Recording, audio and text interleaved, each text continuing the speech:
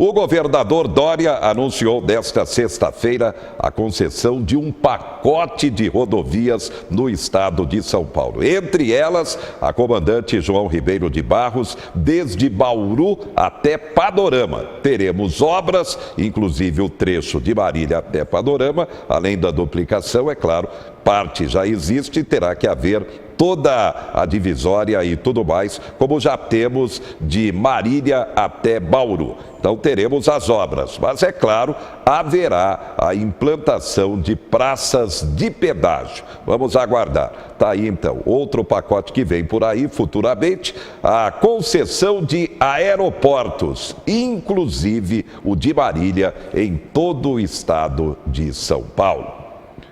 A população da Zona Norte de Marília está se mobilizando num abaixo-assinado a ser entregue à Prefeitura, Câmara Municipal e também Ministério Público. Ninguém aguenta mais a falta d'água, como aconteceu no final de semana. A Socianorte, a associação daquela região, está cobrando o término das obras do Ribeirão dos Índios. Tivemos hoje uma manifestação importante. Por telefone, conversamos com Altair Vieira, ele é o presidente da Socianorte. Ele falou. Nós iniciamos essa força-tarefa para que nós possamos convencer o poder público que a solução da falta d'água para a Zona Norte é só a conclusão da barragem do Ribeirão dos Índios. Vamos concluir a coleta de assinaturas, que é o abaixo-assinado que a Socianorte já iniciou há 30 dias, na qual já estamos com 3.268 assinaturas coletadas, dessas quais 1.263 já foram protocoladas essa semana no Ministério Público Federal. Porque o nosso objetivo é alcançar 5.000 assinaturas, que é o número que foi solicitado à Socianorte, para que nós possamos, juntos, resolver esse problema da falta d'água da Zona Norte, que há tanto tempo assola o nosso povo. Tá aí. A mobilização vai continuar. A meta, então, é a obra, como comentou o Altair, a obra do Ribeirão dos Índios. O dia 15 de fevereiro, uma data em termos de saúde pública importante, é a data de alerta ao câncer infantil. Quais os tipos de câncer? O que pode ser feito em termos de prevenção? E o tratamento, como é? Realmente não é fácil, acaba abalando toda a família, nem poderia ser diferente, mas a família também tem que se envolver no tratamento. Especialista sobre o tema fala aqui no 4, nesse Dia Mundial de Alerta ao Câncer Infantil. Foi feito o exame de biópsia, né, e foi diagnosticado como agora um osteosarcoma. E graças ao cuidado dessa supermãe, Vinícius conseguiu superar o primeiro adversário e agora luta com força contra mais um vilão. Atitudes como a da Karina são fundamentais no combate à doença. Os pais, eles entendem melhor dos filhos do que ninguém. Então os pais, eles têm que ficar atentos a qualquer mudança do que é habitual na criança. Então, uma criança que era bastante ativa e que de repente começa a ficar mais hipoativa, cansada, que os pais começam a notar às vezes uma palidez que não existia anteriormente, manchas na pele, presença de algumas ínguas, são os linfonodos que a gente chama, aumentados, são coisas muito visíveis para um bom pai, para um pai bastante atencioso. A doutora Gabriela trabalha no Hospital Pequeno Príncipe, que tem o maior serviço de oncologia e hematologia voltado a crianças e adolescentes do Paraná. Ela atende pequenos com diferentes tipos de câncer. Alguns são mais comuns em crianças. Então, na infância, a leucemia é o tipo de câncer mais comum, né? Seguido hoje dos linfomas. E o tumor do sistema nervoso central é o tumor sólido mais comum na infância. Então, esses sintomas que eu relatei anteriormente é o que os pais realmente têm que estar atentos, porque com isso, às vezes, a gente consegue o diagnóstico precoce. Cerca de 110 novos casos de câncer infantil são diagnosticados e tratados todo ano aqui no hospital. Desse total, aproximadamente 70% têm chances de cura se diagnosticados precocemente. Olha, eu queria ter o superpoder de tirar tudo isso dele. Mas não dá. Então, Vinícius, me fala qual que é seu sonho? Bombeiro. Ser bombeiro. Por quê? Que legal, queria entrar dentro dos prédios e salvar as pessoas. E as entidades também são importantes para a retaguarda. As famílias dos portadores das crianças com câncer, como temos a própria ACC, Associação de Combate ao Câncer.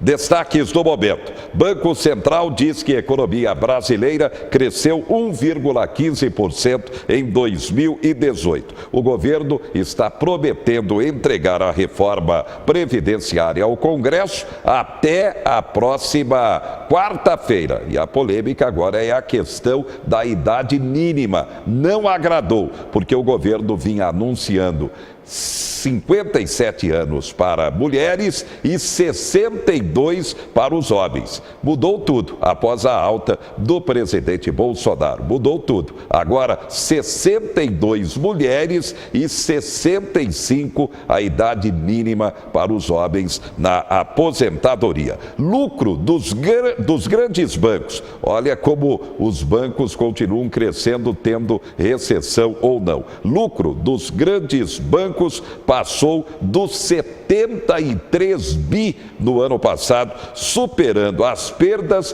com os calotes com a inadimplência. Indústrias de São Paulo geraram 8.500 empregos no mês de janeiro. A expectativa agora, é claro, é a recuperação gradativa da economia e também o nível de emprego. 4 em cada 10 empregados vendem o Vale Refeição, segundo pesquisa. Só que um detalhe, a venda do ticket refeição é totalmente ilegal. Destaques do momento. Expectativa também além da questão da reforma previdenciária do pacote anticrime. Aliás, o governo quer a tramitação das duas matérias ao mesmo tempo no Congresso Nacional. Segundo a liderança política do governo Bolsonaro, é possível sim. Então deverão tramitar ao mesmo tempo a reforma previdenciária e o pacote anticrime. Enquanto isso, o ministro da Justiça e Segurança Pública, Sérgio Moro, continua explicando o pacote que tem por objetivo combater a violência e a fortíssima corrupção no país. Confira.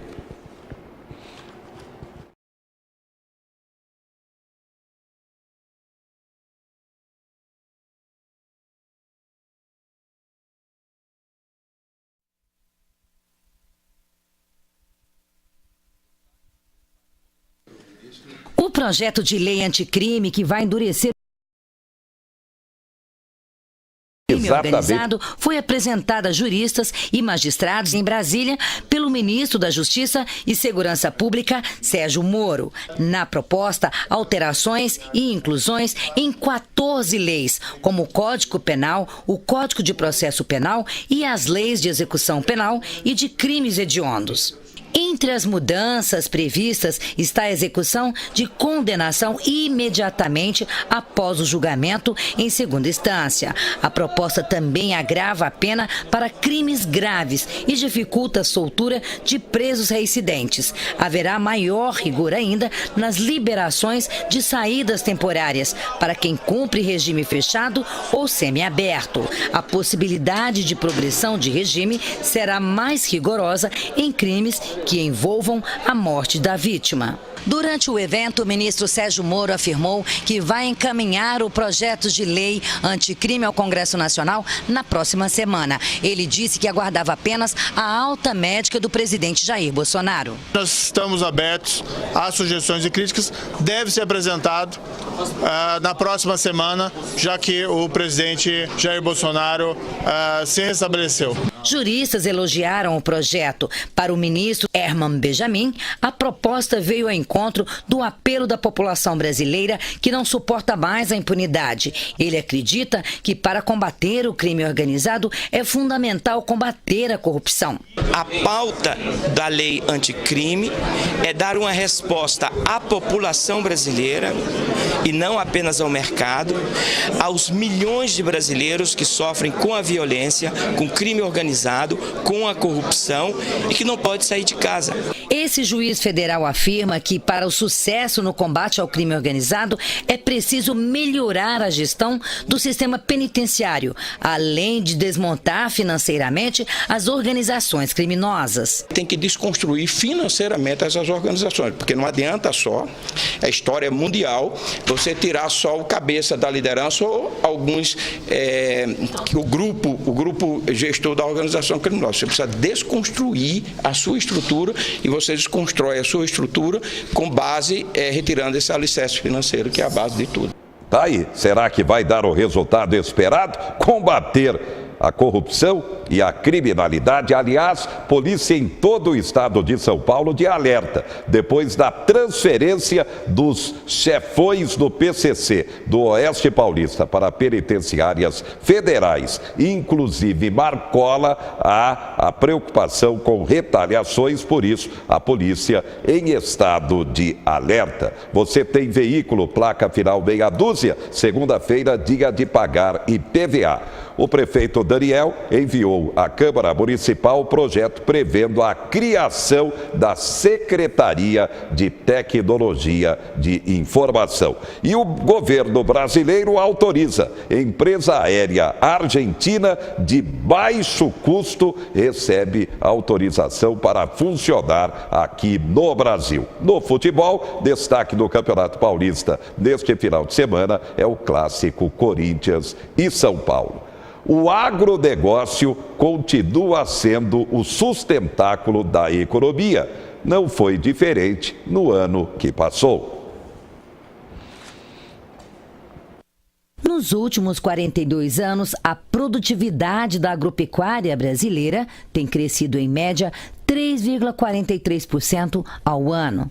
Entre 2000 e 2017, chegou a 3,8%. Os estados que lideram a produção agropecuária e as exportações são também os que apresentam as maiores taxas de crescimento de produtividade, como Mato Grosso, Minas Gerais, Goiás e Bahia. Essa taxa é considerada alta internacionalmente, porque a taxa média mundial, a última estimativa que nós temos, é 1,84%. A produção brasileira cresce a cada ano, isso sem aumentar o desmatamento. O uso de novas tecnologias e equipamentos como tratores e colheitadeiras possibilitam uma produção melhor no mesmo espaço. Os bons resultados também se devem à agricultura familiar. Com a formação de uma estrutura produtiva no Brasil, a partir das décadas de 70, por exemplo, investimentos que foram feitos em novas tecnologias, a década de 70 com a criação da Embrapa. Então, um conjunto de políticas que foram sendo adotadas ao longo do tempo, a abertura comercial nos anos 90, a retomada dos investimentos em máquinas, equipamentos nos anos 2000, Moder Frota, por exemplo, a retomada do crédito rural, principalmente nos anos 90, a curva de crédito rural muda a partir dos anos 90 para cima.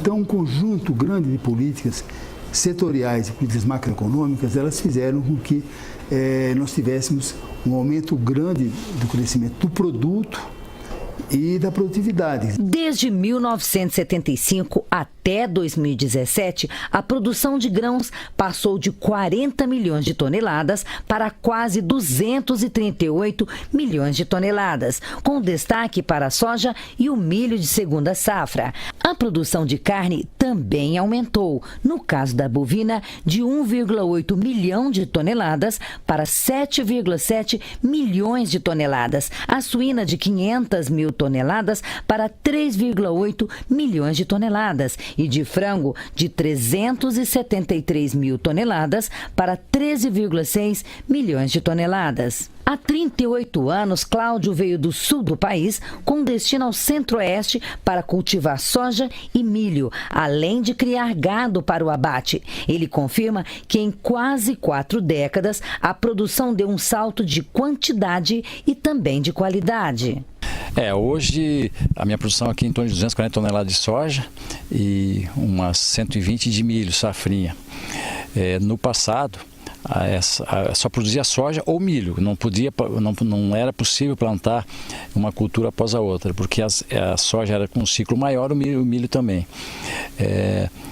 Praticamente dobrou a produtividade em relação a 35, 40 anos atrás. Mas para que o país permaneça com bons resultados e produtores como o Cláudio continuem a prosperar, é preciso manter o investimento em tecnologia e infraestrutura. Minha expectativa é muito boa. Nós temos muitas áreas ainda a serem exploradas, principalmente de passagens degradadas, que elas podem ser exploradas, melhoradas com soja, o plantio de soja, plantio de milho. A pecuária, então, ela poderá ter o mesmo número de animais em uma área bem menor. E com isso, eu tenho certeza que o Brasil vai ser cada vez um maior produtor.